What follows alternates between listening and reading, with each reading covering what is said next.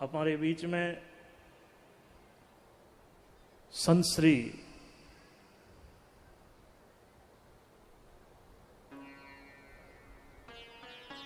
विष्णु जी महाराज, गोपाल जी महाराज, जो स्वामी जी महाराज री सत्संग में भी आप रियोड़ा है, सूरसागर राम द्वारा सब संत अठे पधारियोड़ा है,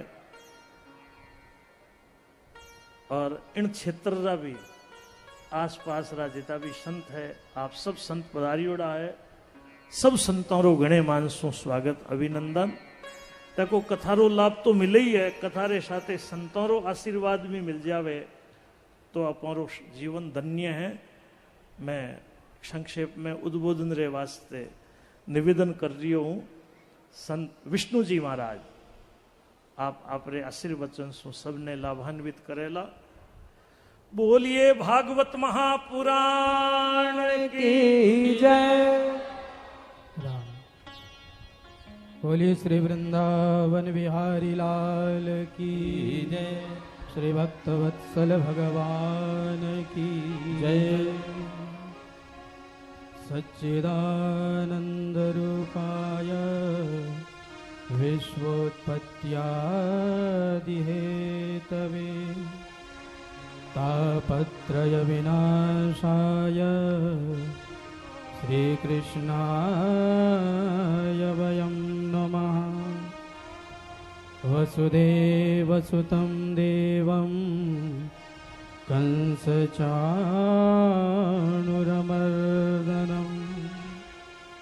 देवकी परमानन्दं कृष्णं वन्दे जगद्गुरुम्। परब्रह्म सतगुरु प्रणम्य पुनि सब संत नमोय। हरि रामामुरभुवन में या पद समान को। अनंत कोटि ब्रह्मांड नायक सच्चिदानंद घन स्वरूप सर्वाधार सर्वांतर्यामी अकारण करुणा वरुणालय शरणागत वत्सल दीन वत्सल भक्तवांछा कल्पतरु तड़िद्युत विनिंदित पीताम्बरधारी भगवान श्री कृष्ण एवं उनकी आह्लादिनी शक्ति श्री राधा रानी के श्री चरण कमलों में सादर कोटिशः नमन। भगवान को प्राप्त हुए महापुरुष एवं भागवत भगवान के श्री चरण कमलों में सादर कोटिशः नमन।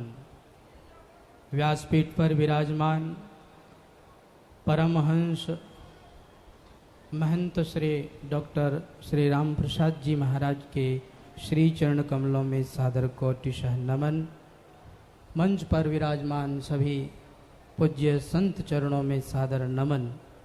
उपस्थित सभी श्रद्धालु भक्तगण एवं श्रद्धामयी प्रेममयी मातृशक्ति का हार्दिक अभिनंदन।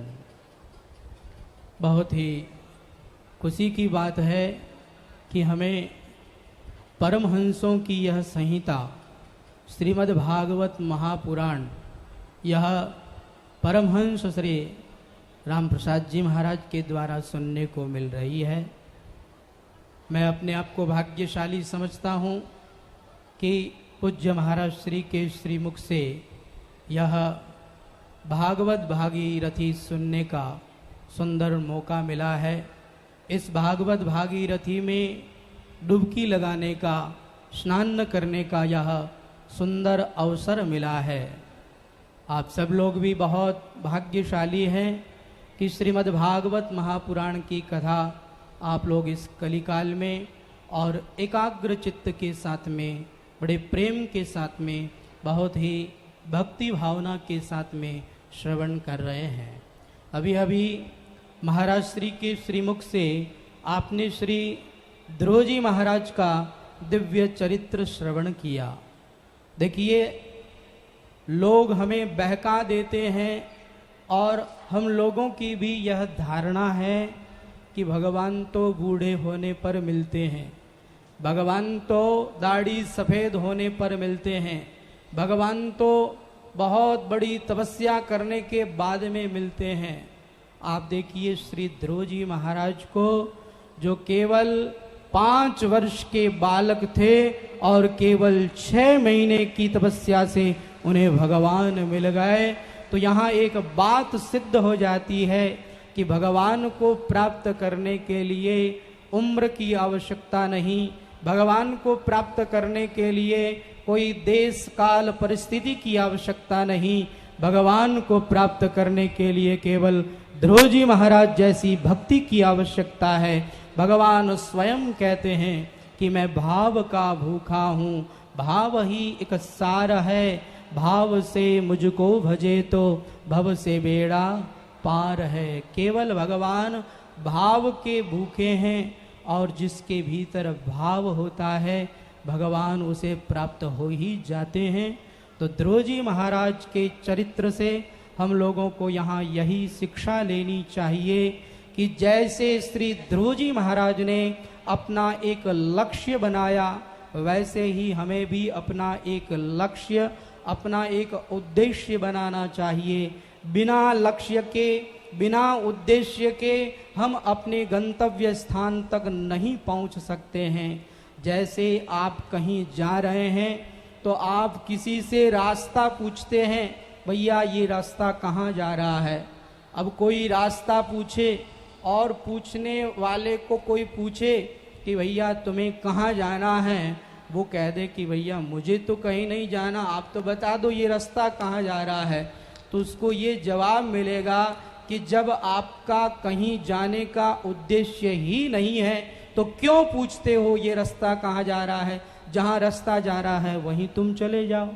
तो हमें एक उद्देश्य बनाना चाहिए, एक लक्ष्य बनाना चाहिए। जैसे ध्रुव जी महाराज ने लक्ष्य बना लिया कि अब तो मुझे केवल भगवान को ही प्राप्त करना है।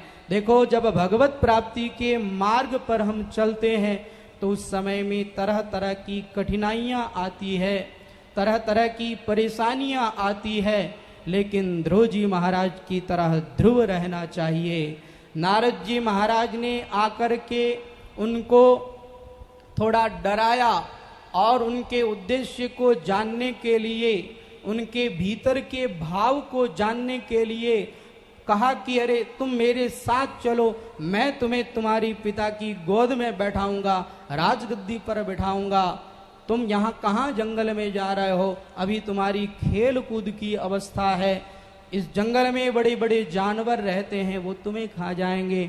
लेकिन श्री ध्रुव जी महाराज ने कहा अब तो मैंने एक निश्चय किया, जो भी मांगना है भगवान से ही मांगना है और अब वापस लौट करके नहीं जाना है, भगवत प्राप्ति करके ही लौटना है, भगवान को प्राप्त करके ही लौटना है। तो ऐसा एक दृढ़ उद्देश्य होना चाहिए। हमारे गोस्वामी श्री तुलसीदास जी महाराज कहते हैं, बिगड़ी जन्म अनेक की सुधरे अब ही आज, होय राम को नाम जप तुलसी तजी कु समाज। बहुत जन्मों की बिगड़ी हुई बात आज सुधर सकती है और अभी सुधर सकती है। हमारे पूज्य महाराज श्री परम श्रद्धेय स्वामी श्री राम सुखदास जी महाराज सत्संग के अंदर कहते थे कि भगवान को प्राप्त करने के लिए केवल भाव की आवश्यकता है, केवल हमें अपनी मान्यता बदलने की आवश्यकता है। जो हमने ये मान्यता कर रखी है कि हम संसारी हैं, हम सोजत रोड वाले हैं, हमारा ये गांव है, हमारा अमुक अमुक ये नाम है, हमारा ये अमुक अमुक ये परिवार है, जो हमने ये भावना करके रखी है, इस भावना को बदल करके हमें केवल एक ही भावना करनी है कि हम भगवान के हैं और भगवान हमारे हैं। जहाँ हमने ये भावना करी तुरंत वहीं भगवान हमें प्राप्त हो जाएंगे। भगवान के मिलने में देरी नहीं है, देरी हमारी ओर से है। तो अनेकों जन्मों की बिगड़ी हुई बात आज सुधर सकती है, अभी सुधर सकती है। कब? होय राम को नाम जप तुलसी तजी कु समाज। भगवान के होकर के भगवान के नाम का अगर हम सुमिरन करेंगे और कुसमाज को छोड़ देंगे, कुसंग को छोड़ देंगे, तो तुरंत भगवान हमें प्राप्त हो जाएंगे। बहुत ही खुशी की बात है कि हमें यह परमहंसों की संहिता, परमहंस श्री राम प्रसाद जी महाराज के द्वारा प्राप्त हो रही है। और यह श्रीमद् भागवत महापुराण की कथा हमें भी आप श्री के श्रीमुख से सुनने का यह अवसर मिला है। हम भगवान के बहुत बहुत आभारी हैं। बोलिए आनंद कंद भगवान की।